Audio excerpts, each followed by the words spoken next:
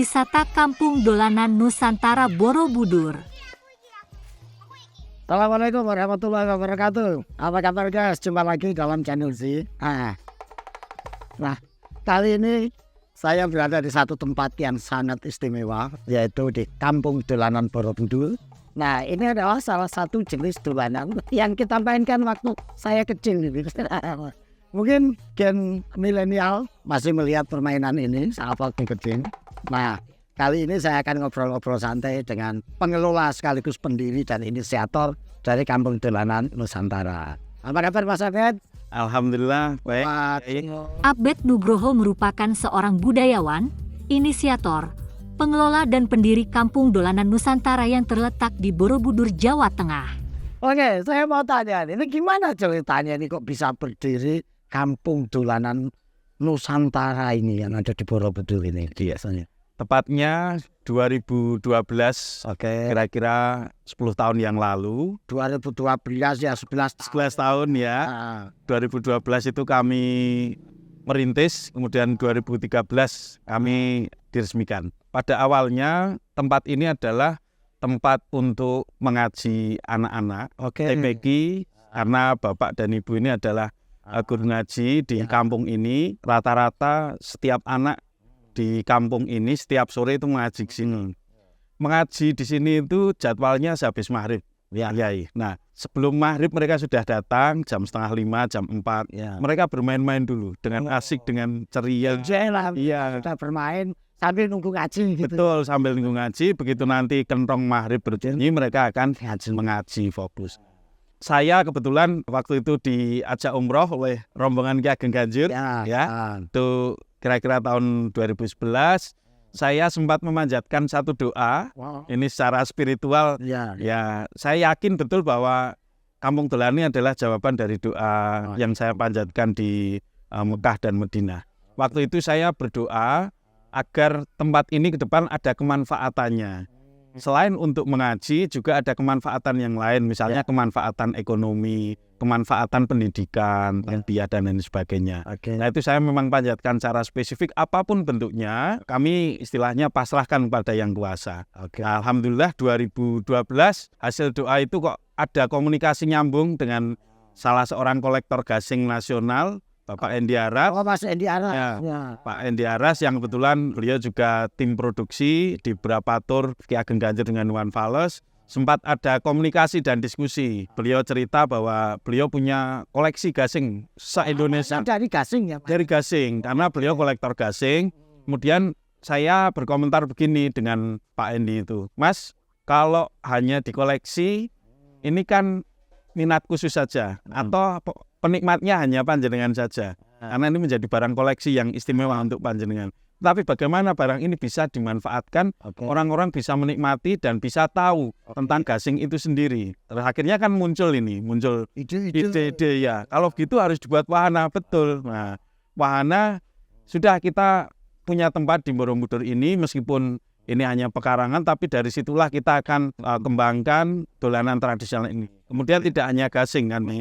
Dolanan tradisional ada macam-macam yang betul. Enggak, kok pilihannya bisa dolanan anak-anak itu loh yang yang memotivasi atau yang mendorong itu. Dolanan juga banyak, mainan banyak, kok ya yang dipilih dolanan anak-anak itu loh. Iya. Akhirnya begini Pak Kiai, bahwa kita menyadari betul zaman semakin maju, era modernisasi ini semakin maju, berkembang sedemikian pesatnya. Anak-anak yang tadinya bermain ceria dengan kawan-kawannya, kemudian setelah ada teknologi masuk, mereka kehilangan keceriaannya dan mereka lebih sibuk dengan gadgetnya, dengan HP-nya, dengan game online dan lain sebagainya. Sehingga ada satu yang terenggut dari kehidupan anak-anak itu, yaitu bermain bersama. Ini kita amati bahwa kemudian setelah anak-anak ini sibuk dengan HP, ini lebih muncul sifat yang individualistis. Mereka taunya hanya menang saja, pokoknya harus maunya menang, dia tidak siap kalah. Jadi nilai-nilai seperti itu yang kemudian kami menyadari bahwa ini yang hilang dari mana. Kita telusuri ternyata ya akarnya memang anak-anak tidak ada ruang lagi untuk bermain bersama.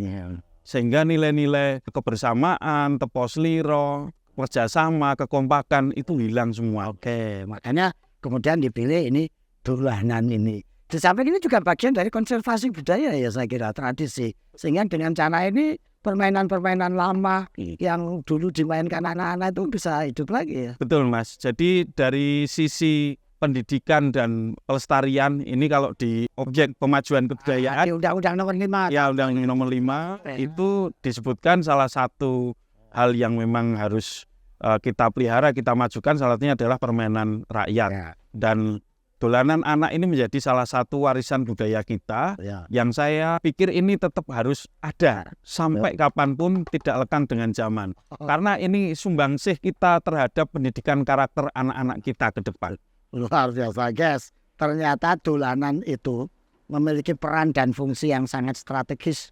Tidak hanya kumpul-kumpul bermain, tapi ada value, ada nilai yang ditanamkan di situ. Luar biasa ini kampung dolanan ini. Menjadi konservatorium terhadap tradisi Nusantara dalam bentuk dolanan anak-anak ini. Yang ada di sini ini dolanannya ada berapa jenis ini? Iya. Kalau di sini ada ratusan Pak Kiai, jadi tetapi dalam paket-paket kegiatan yang kami tawarkan rata-rata karena ini mengikuti durasi biayanya 4-5 kita perkenalkan pada anak-anak misalnya. Tapi random gitu ya? Iya betul. Misalnya sekolahan itu menghubungi kami akan melakukan kegiatan ke kami di kampung dolanan, kita pemandu kita siapkan semuanya, alat-alat permainan kita siapkan semuanya. Misalnya ada permainan gobak sodor, ada permainan egrang, ada permainan balap karung, ada permainan lomba tali, ada permainan putar gasing. Tidak hanya bermain saja, tapi kita juga kompetisikan supaya untuk melatih. Ini kadang-kadang kita di akhir-akhir zaman ini orang itu hanya siap menang tapi tidak siap kalah. Padahal untuk dolanan tradisional itu mengajarkan ya siap menang siap kalah. Yang menang tidak boleh jumawa, yang kalah tidak boleh berkecil hati, tetapi harus tetap belajar lagi, semangat lagi. Dan itu disampaikan tidak dalam bentuk kata-kata, dalam bentuk ceramah, tapi dalam bentuk bermain. Betul. Wah, karena saya kira yang paling penting justru adalah masuk dalam hati itu. Jadi pelaksanaan kata-kata itu adalah sudah masuk dalam hati. Langsung praktek, sehingga mereka merasakan, mengalami, dan langsung sampai ke hati. Mas Hamid, rata-rata yang datang ke sini itu siapa sih? Kan tadi awalnya dari komunitas anak-anak sekitar sini ya. Nah sekarang perkembangannya ini yang sudah mengunjungi dan bermain di sini nih. Nah quote lah. Nanti marketnya itu dari mana saja sih? Iya, kami menerima kunjungan itu dari usia prasekolah, kelompok bermain, PAUD, TK, RABA, SD, SMP, SMA, perguruan tinggi, mahasiswa S1, S2, S3, doktoral, profesor juga banyak yang melakukan penelitian di sini juga. Jadi ini menjadi satu hal yang membanggakan buat kampung dolanan bahwa ternyata dari dunia akademisi juga ikut menyumbangkan pemikirannya bagaimana dolanan tradisional ini juga bisa terangkat. Salah satunya pada kesempatan hari ini kami juga menerima kunjungan dari Makara Art Center. Ini juga sebuah upaya bagaimana dolanan tradisional bukan hanya kampung dolanan saja, tapi dolanan tradisional Indonesia, dolanan tradisional Nusantara ini bisa terangkat. Kalau anak-anak di sini kan kadang pada belum tahu ya, apa itu egrang, apa itu gobak sodor, apa itu angklung. Mereka kan harus dididik bagaimana aturan mainnya, terus dididik bagaimana pola itu gimana? Ada guide-nya atau gimana? Jadi memang di kami ini kami ada 15 anak yang ya saya bilangnya bukan karyawan tetapi volunteer. Karena mereka ikut mengabdikan diri di sini untuk melayani setiap tamu yang mengunjungi kampung dolanan. Di kampung dolanan ini bukan hanya wisata yang melihat saja, saja, tetapi harus melakukan sesuatu, action. Jadi di kampung dolanan ini tentu sangat erat hubungannya dengan transfer knowledge, transfer pendidikan, dan transfer pengetahuan. Juga secara teknis mereka akan motoriknya juga akan dilatih. Dari 15 tim itu sudah dalam berbagai tugasnya, ada yang sebagai pemandu, mereka akan memandu setiap program kegiatan yang ada di kami. Misalnya kalau kami ini ada outbound-nya, outbound dolanan latar namanya, kita namai dolanan latar, itu adalah dolanan latar zaman dulu. Oh ya, jadi teman-teman pemirsa perlu tahu, zaman dulu itu biasanya dolanan latar itu latar itu artinya halaman. Biasanya dimainkan pada saat terang bulan gitu. Anak-anak pada ngumpul semua itu dolanan latar bermain di halaman. Betul. Itu ya. Kita mulai dari pengenalan lagu Yo Pro Konco dolanan ning jaba. Padang wulan padange kaya rina. Rembulane sing awe-awe ngelingake aja padha turu sore. Kemudian ayo kanca-kanca dolanan. Nah, kita bermain. Berarti langsung diperagakan. Iya. Tidak hanya mainnya. Iya, ada tembang dolannya juga, ya betul. Karena selain dolanan juga ada ternyata pendidikan masa lalu itu juga melalui tembang dolanan juga. Dan tembang-tembang dolanan banyak diciptakan oleh para wali. Yang ini tentu lagu-lagunya, tembang-tembangnya ini abadi sampai hari ini karena dititipkan ke anak-anak, bukan dititipkan kepada orang tua. Makanya bisa lestari sampai hari ini tembang-tembang dolanan itu. Selain dolanan di sini, apakah ada penanaman nilai dalam bentuk praksis-praksis atau peragaan? Misalnya kan kita punya tradisi sungkeman, silaturahmi untuk jenguk orang tua, kayak gitu-gitu itu. Apakah juga diajarkan atau dipraktekkan di sini? Iya, betul sekali Pak Kiai. Jadi kita ada namanya paket kunjungan ini kita live in desa wisata. Nah, di live in ini biasanya mencakup seluruh kegiatan, aktivitas yang komplit. Tidak hanya dolanan saja, tetapi mereka juga menginap di masyarakat. Mereka belajar nilai-nilai keseharian dari masyarakat. Mereka mengikuti kehidupannya tuan rumah atau induk semang. Jadi otomatis komunikasi budaya dari kota ke desa ini juga terjadi di sini. Dan anak-anak atau setiap pengunjung yang mengikuti paket itu di sini otomatis juga akan lebih menghargai bagaimana kehidupan di desa. Misalnya kita kenalkan kehidupan bercocok tanam. Jadi bagaimana jerih payahnya petani menanam padi. Itu mereka harus bangun pagi menanam padi dengan jongkok. Kemudian panennya bagaimana itu kita kenalkan di sana. Kemudian juga misalnya di sini yang paling khas itu membuat gula Jawa dari kelapa. Ini anak-anak prosesnya betul. Kita ajak anak-anak melihat pohon kelapanya yang tinggi itu, kita ajak melihat orang yang setiap pagi memanjat itu untuk mengambil deresan itu. Wah, begitu susahnya sehingga akan muncul nilai-nilai bahwa kita ternyata harus menghargai juga kehidupan orang-orang desa. Jadi tidak hanya langsung sekedar. Buah yang kita makan ini ada proses yang sangat termasuk tata nilainya ya. Betul. Nah, itu kita juga ada paket misalnya kunjungan home industry. Misalnya mereka tidak menginap, kita ada kunjungan paket home industry itu. Kita berkunjung ke masyarakat yang memiliki produksi. Nah, di situ kita wajib, dari sini sudah kita briefing, kita wajib nanti kalau masuk rumah orang harus pakai kula nuwun. Nah, dan boleh masuk kalau yang tuan rumah sudah bilang monggo atau silahkan. Nah, itu baru anak-anak baru masuk. Unggah-ungguh tatanine sungkem ke orang tua itu juga diajarkan. Betul. Permainan praktek. Iya, betul. Luar biasa. Mas Afid, ini kan tentunya tidak semudah itu kita menggali dan membentuk ini ya. Tantangan-tantangan waktu merintis itu dan bertahan sampai survive bisa sampai sekitar 11 tahun ini gimana Ibu? Iya. Jadi memang kami tidak mudah dalam mempertahankan warisan budaya ini, tetapi kami memiliki satu prinsip, satu tekad dan semangat. Siapa lagi yang akan mewarisi budaya ini? Siapa lagi yang akan menjaga warisan budaya ini kalau bukan kita? Mungkin di luar sana banyak orang juga yang memang ikut intent menjaga, tapi paling tidak ada kampung dolanan yang spiritnya sama di tiap daerah. Sehingga warisan budaya yang berwujud dolanan tradisional Nusantara ini bisa lestari di setiap tempat. Jadi kami berharap di setiap daerah juga ada kampung dolanan di mana ini menjadi ruang bermain anak-anak. Kita menjadi satu pusat pembelajaran literasi budaya untuk siapa saja yang ingin menyambungkan keilmuannya, karena ini adalah ilmu masa lalu, ilmu yang kuno, ilmu yang luhur. Jadi waktu berdiri ini ada nggak misalnya nyinyiran dari orang atau kesulitan untuk mengundang orang gitu, atau semacam beban atau hambatan gitu loh yang membuat ini akhirnya susah berkembang gitu tuh?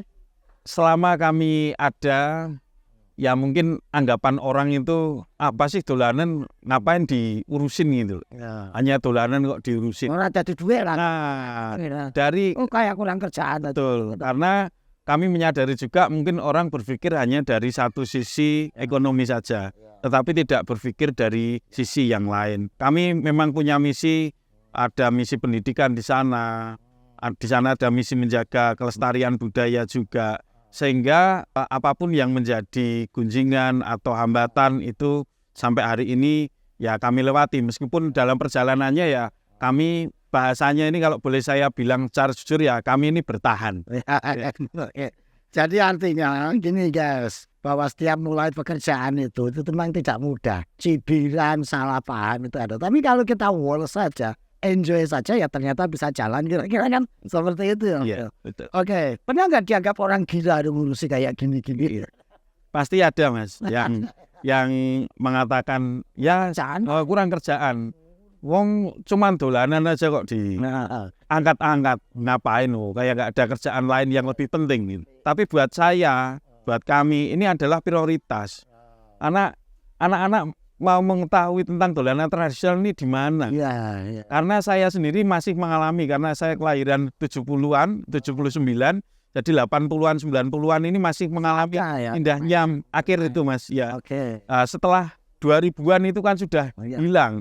Sehingga saya menyadari betul ketika dulu saya diajari main gasing oleh bapak saya dibuatin mainan mobil-mobilan sama bapak saya begitu bahagianya minta ampun dan sampai hari ini teringat dan itu menjadi penyambung cinta saya dengan orang tua saya. Oh ternyata orang tua wujud perhatiannya juga demikian. Etos ini ya yang membuat bisa bertahan gitu. Betul. Nah, bentuk network yang bisa membantu, bisa apa gitu atau perhatian dari stakeholder yang gimana? Ya, sampai detik ini kami dalam kondisi bertahan ini ya ada beberapa kalau teman-teman Biro Travel yang sudah sejalan dengan kami itu selalu ketika ke Borobudur mereka selalu selalu menawarkan kampung dolanan, terutama teman-teman Biro dari Sragen. Itu mulai dari desa wisata, lurahnya, kemudian ibu-ibu PKK-nya, sampai bupatinya itu pernah dibawa ke sini. Artinya akhirnya juga tumbuh kesadaran. Betul. Ini menjadi oase yang bisa memancarkan mata air, nilai kebudayaan. Betul.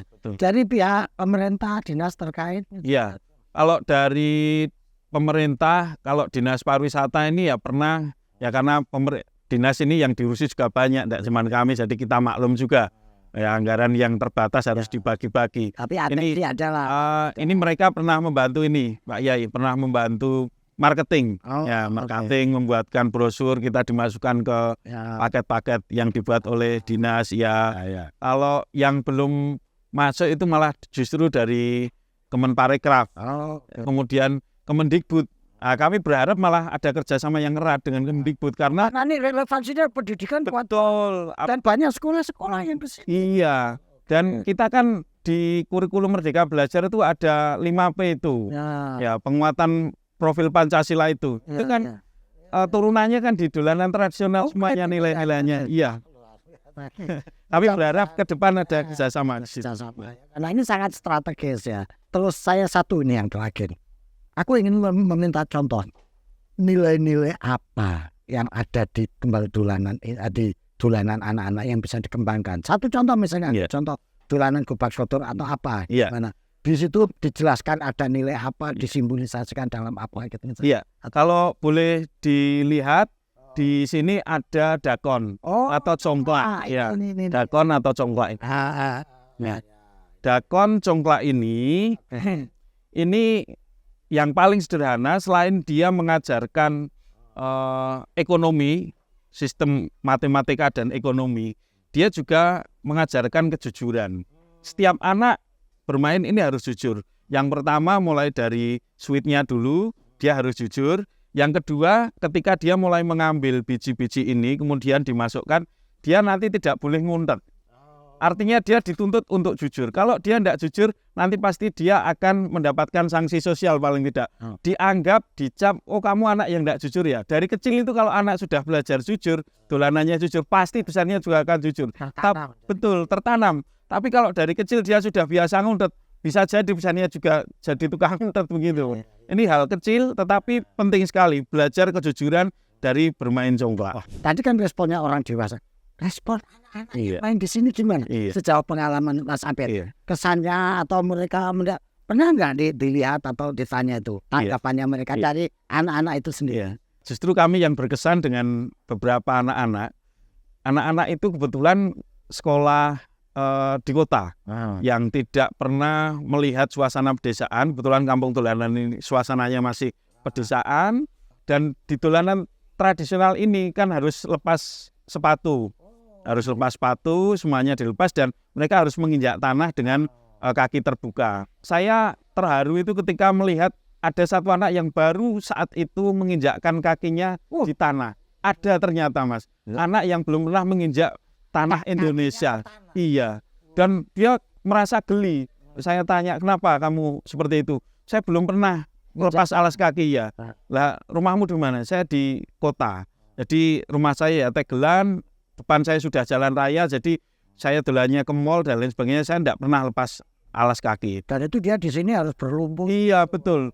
Kemudian ternyata ada juga yang lain bermain di sini saking enjoynya, itu ketika waktu sudah selesai dia tidak mau pulang, nangis. Ada satu anak yang nangis. Itu terus gurunya, kenapa nggak mau pulang? Saya masih mau di sini, masih pengen bermain. Wah, kemudian gurunya sudah membujuk demikian rupa, anak itu tidak mau. Tidak mau, saya masih pengen bermain, Bu Guru. Terus saya bisiki, Dek, hari ini teman-teman sudah nunggu di bis, besok boleh kesini lagi, ajak ayah, ajak bunda. Betul Pak Kiai, ternyata besok dia ada mobil Alphard kesini, ajak orang tuanya kesini. Orang tuanya kesini langsung nyari saya takut ini siapa, takut dimarahin saya. Ini tuh yang buat anak saya tidak mau pulang. Wah, akhirnya orang tua juga ikut mendukung lah. Ya ini alhamdulillah kan dia ada anak puasan. Betul. Ternyata lah saya juga bisa ngerti, bisa menerima apa ini dolanan tradisional ini. Yes, ini membuktikan bahwa khazanah tradisi kita, khazanah permainan kita, sebetulnya kalau dikenalkan ke anak-anak, dididikan ke anak-anak, tidak kalah menarik dengan gadget dan permainan-permainan teknologi yang lainnya. Tinggal bagaimana kita mengeksplor ini supaya anak-anak bisa tahu dan bisa menikmati permainan ini, kemudian menanamkan nilai-nilai yang ada di dalamnya dalam sanubari kita. Terima kasih Kang Abed, luar biasa. Mudah-mudahan ini menjadi mata air kebudayaan, mata air tradisi yang terus mengalirkan air jernih untuk menghidupi peradaban kita di masa. Amin, amin. Guys, sampai jumpa pada kesempatan yang lain. Terima kasih, saya Alzastro, tetap stay di channel Z. Assalamualaikum warahmatullahi wabarakatuh. Alzastro atau lengkapnya Dr. Ngatawi Alzastro, SAG, MSI adalah seorang sosiolog, budayawan, dan tokoh agama di Indonesia. Alzastro aktif beraktivitas sebagai akademisi dan berkesenian, serta selalu keliling Indonesia menyapa berbagai kalangan masyarakat sebagai upaya untuk terus merajut keberagaman bagi Indonesia Raya.